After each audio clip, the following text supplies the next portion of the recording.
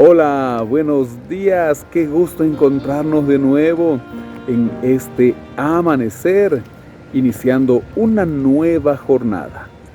Hoy el mundo recuerda el nacimiento de nuestro Señor y Salvador, Jesús.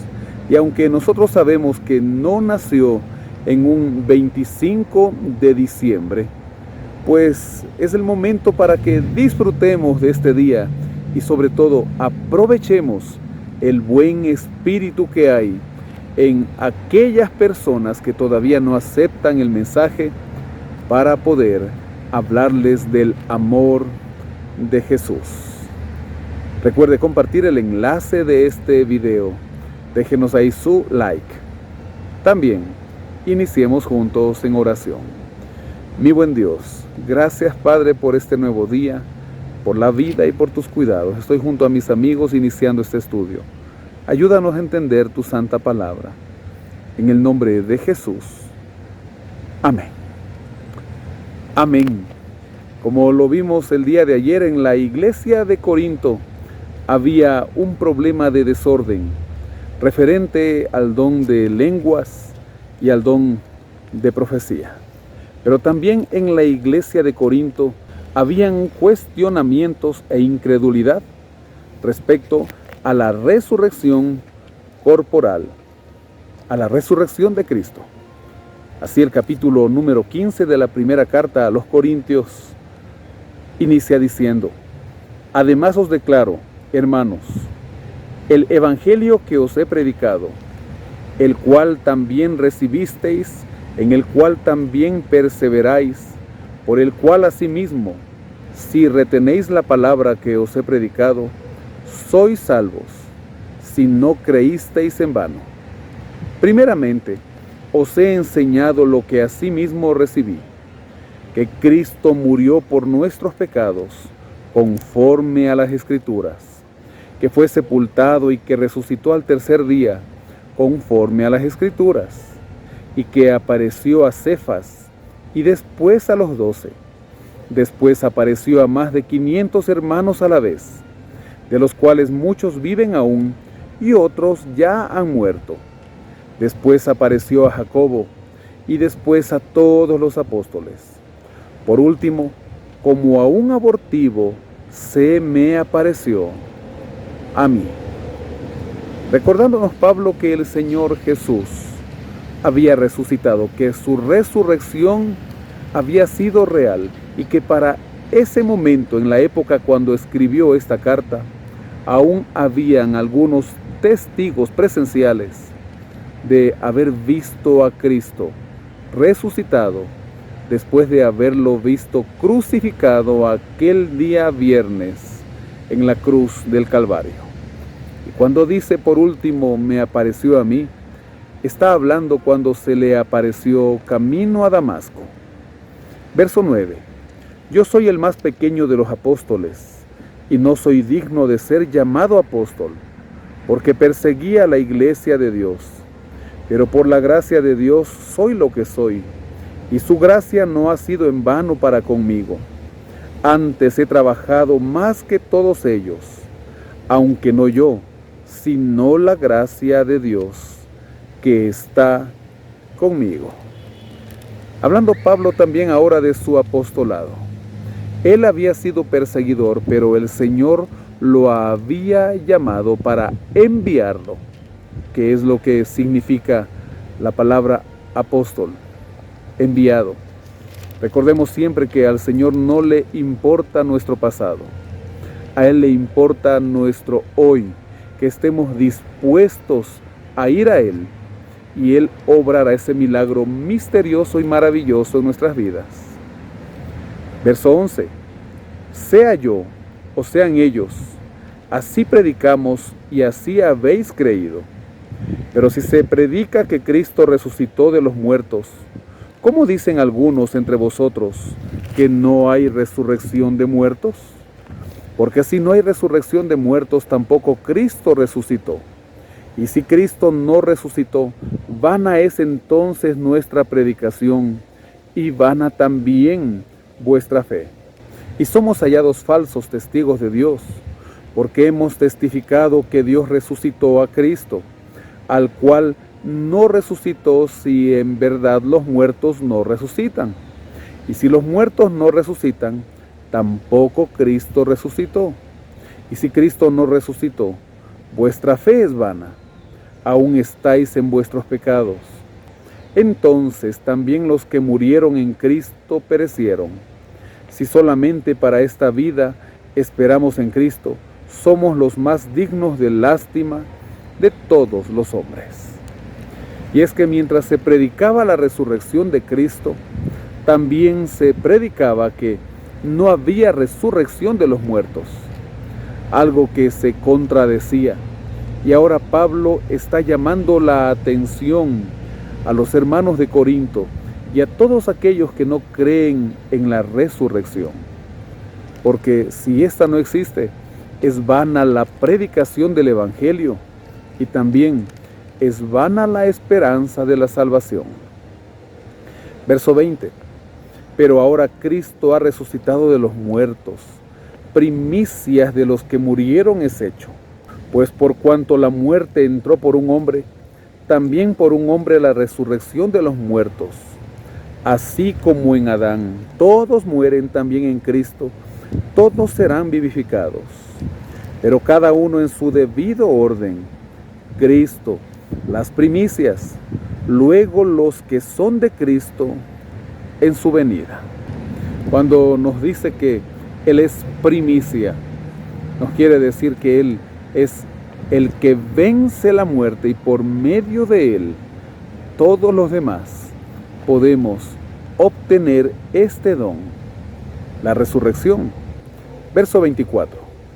Luego el fin, cuando entregue el reino al Dios y Padre, cuando haya suprimido todo dominio, toda autoridad y todo poder.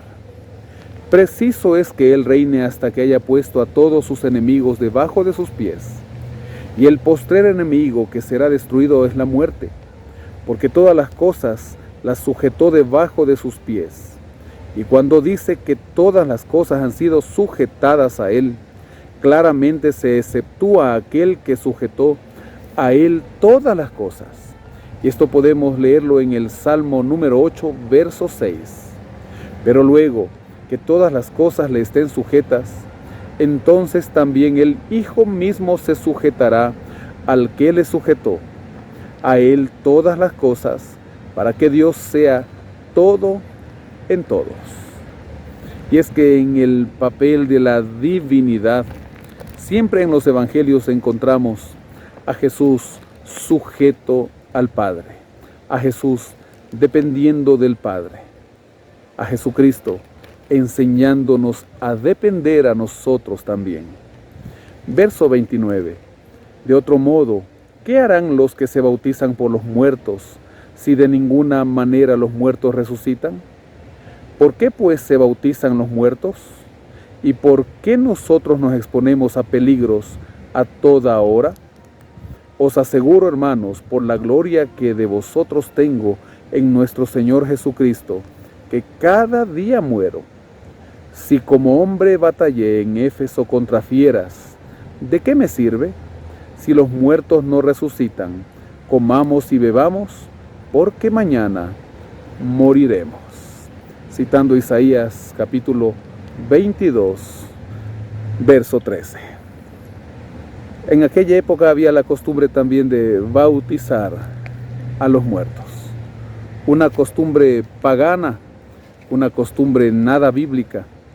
Pero Pablo aquí también la toma para ejemplificar. Si no creen en la resurrección, ¿por qué hay algunos que bautizan a los muertos? Y nosotros hoy, ¿creemos que existe resurrección? ¿Creemos que cuando Cristo vuelva levantará a los muertos en Cristo, valga la redundancia, de la tumba? Vamos a ver qué nos sigue diciendo este hermoso capítulo. Verso 33. No os engañéis, las malas conversaciones corrompen las buenas costumbres. Velad debidamente y no pequéis, porque algunos no conocen a Dios. Para vergüenza vuestra lo digo. Pero preguntará alguno, ¿cómo resucitarán los muertos? ¿Con qué cuerpo vendrán? Necio, lo que tú siembras no vuelve a la vida sino muere antes. Y lo que siembras no es el cuerpo que ha de salir, sino el grano desnudo, sea de trigo o de otro grano. Y Dios le da el cuerpo que Él quiere, y a cada semilla su propio cuerpo. No toda carne es la misma carne, sino que una carne es la de los hombres, otra carne la de las bestias, otra la de los peces, y otra la de las aves. Hay cuerpos celestiales y cuerpos terrenales, pero una es la hermosura de los celestiales y otra la de los terrenales. Uno es el resplandor del sol, otro el de la luna, y otro el de las estrellas, pues una estrella es diferente de otra en resplandor.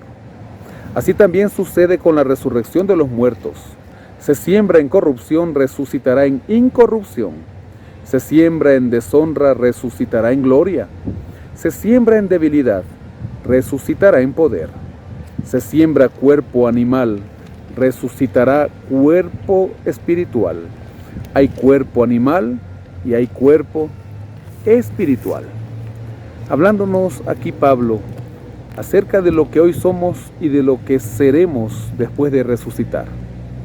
Hablando de la diferencia entre la carne de los animales y la carne del hombre. Hablando del cuerpo animal como aquel cuerpo del hombre que se ha dado al pecado, y del espiritual como aquel cuerpo de un hombre que ha sido consciente que es templo del Espíritu Santo. Verso 45. Así también está escrito: fue hecho el primer hombre, Adán, alma viviente; el postrer Adán, espíritu que da vida. Pero lo espiritual no es primero, sino lo animal, luego lo espiritual. El primer hombre es de la tierra terrenal, el segundo hombre, que es el Señor, es del cielo. Conforme al terrenal, así serán los terrenales, y conforme al celestial, así serán los celestiales. Y así como hemos traído la imagen del terrenal, traeremos también la imagen del celestial, llamándole el segundo Adán a Cristo. Por el primero entró la muerte, y por el segundo la resurrección, la esperanza en una nueva vida. Y todos, al conocer al Señor en algún momento de nuestras vidas, pasamos a ser espirituales. Verso 50. Tome mucha atención. Pero esto digo, hermanos, que la carne y la sangre no pueden heredar el reino de Dios, ni la corrupción hereda la incorrupción. Os digo un misterio: no todos moriremos, pero todos seremos transformados. En un momento, en un abrir y cerrar de ojos, a la final trompeta, porque se tocará la trompeta y los muertos serán resucitados incorruptibles, y nosotros seremos transformados. Pues es necesario que esto corruptible se vista de incorrupción y que esto mortal se vista de inmortalidad. Cuando esto corruptible se haya vestido de incorrupción y esto mortal se haya vestido de inmortalidad, entonces se cumplirá la palabra que está escrita: sorbida es la muerte en victoria. ¿Dónde está, oh muerte, tu aguijón? ¿Dónde, oh sepulcro, tu victoria? Porque el aguijón de la muerte es el pecado, y el poder del pecado es la ley. Citando el apóstol Isaías capítulo 25, verso 8, y enseñándonos claramente que será un misterio el cuerpo que tendremos después de resucitar. Ya no va a ser este cuerpo carne y sangre, no. Va a ser un nuevo cuerpo, no vamos a ser solo espíritu tampoco. Es un misterio. Lo sabremos cuando estemos allá. Seremos resucitados cuando Cristo vuelva. Y si estamos vivos también, como lo dice el apóstol en la primera carta a los tesalonicenses, y como lo menciona acá, en un abrir y cerrar de ojos seremos transformados de este cuerpo corruptible a aquel que es un misterio, cuerpo incorruptible. Y la muerte será el último enemigo en ser derrotado. Y culmina el capítulo. Pero gracias sean dadas a Dios, que nos da la victoria por medio de nuestro Señor Jesucristo. Así que, hermanos míos, amados, estad firmes y constantes, creciendo en la obra del Señor siempre, sabiendo que vuestro trabajo en el Señor no es en vano. Gloria a Dios por eso. Gracias por nuestro Señor Jesucristo, que nos da vida eterna y nos hace sentir, creer, estar seguros que nuestro trabajo no es en vano. Mi Padre, gracias porque nos das la esperanza de la resurrección. Queremos estar ahí presentes cuando Cristo vuelve en las nubes de los cielos. Queremos resucitar con ese cuerpo incorruptible. Queremos conocerlo. Queremos saber, Señor, y sentir lo que seremos en ese momento. Y sobre todo, vivir con nuestro Salvador por la eternidad. Estar ante tu santa presencia también, Padre Celestial. Ponemos este día en tus manos. Rogamos tu dirección y protección. En el nombre de Jesús. Amén. Amén. Que el Señor le bendiga y le guarde. Tenga un feliz día. Una bendecida jornada.